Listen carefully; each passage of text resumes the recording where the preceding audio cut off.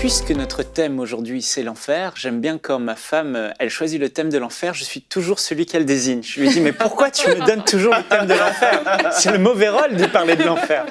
Mais non, c'est vraiment important parce que le Seigneur Jésus en parle, la Bible en parle beaucoup, énormément de ce thème.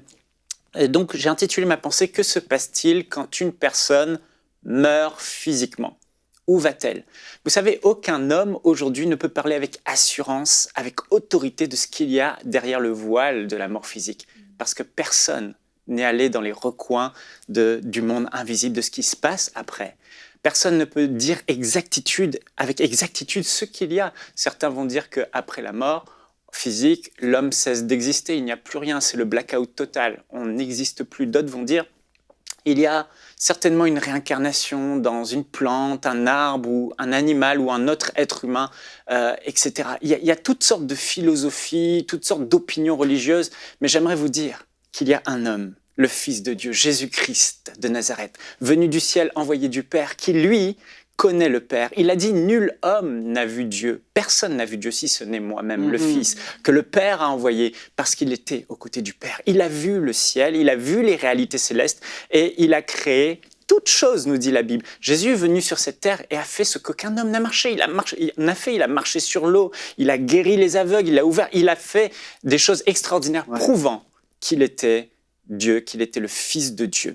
Et Jésus-Christ a parlé de ce qu'il y a après la mort avec autorité, avec vérité. Et il a utilisé plusieurs paraboles pour nous dire ce qu'il y a après le voile, derrière le voile de la mort. Alors, je vous encourage à lire chez vous Luc 16, où Jésus parle de la parabole du riche et du pauvre Lazare pour expliquer ce qui se passe après la mort.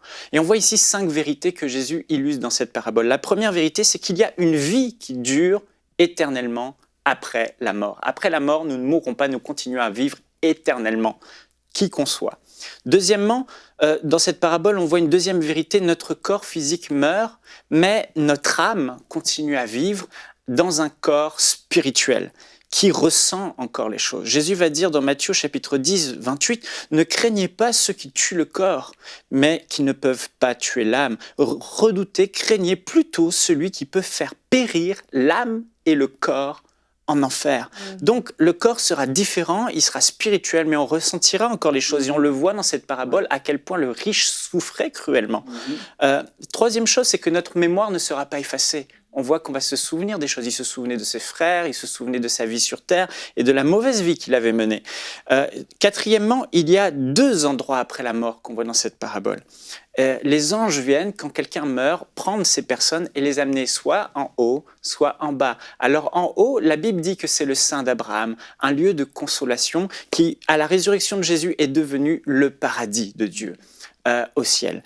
Et l'autre endroit, c'est celui qui est en bas, le séjour des morts, l'Hadès, l'abîme, appelé l'enfer, un lieu de souffrance.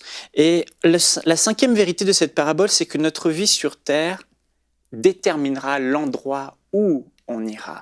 Jésus dit clairement que c'est parce qu'il avait fait ça, il avait mené telle vie, qu'il est allé dans cet endroit. Donc, Jésus nous dit voilà ce qui se passe après la mort. Mais j'aimerais dire que c'est important de savoir qu'il y a un lieu dans le lieu.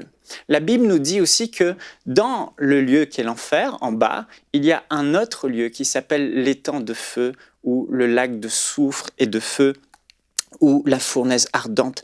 La Bible dit que cet endroit a été préparé pour le diable et ses démons et tous ceux qui lui appartiennent.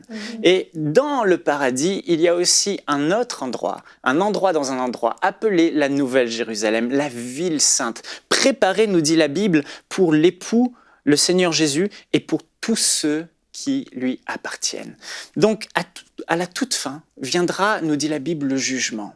Ceux qui étaient en enfer, dans le lieu de tourment, qui appartiennent au diable, seront jugés et jetés dans l'étang de feu, dans cet endroit de souffrance pour l'éternité.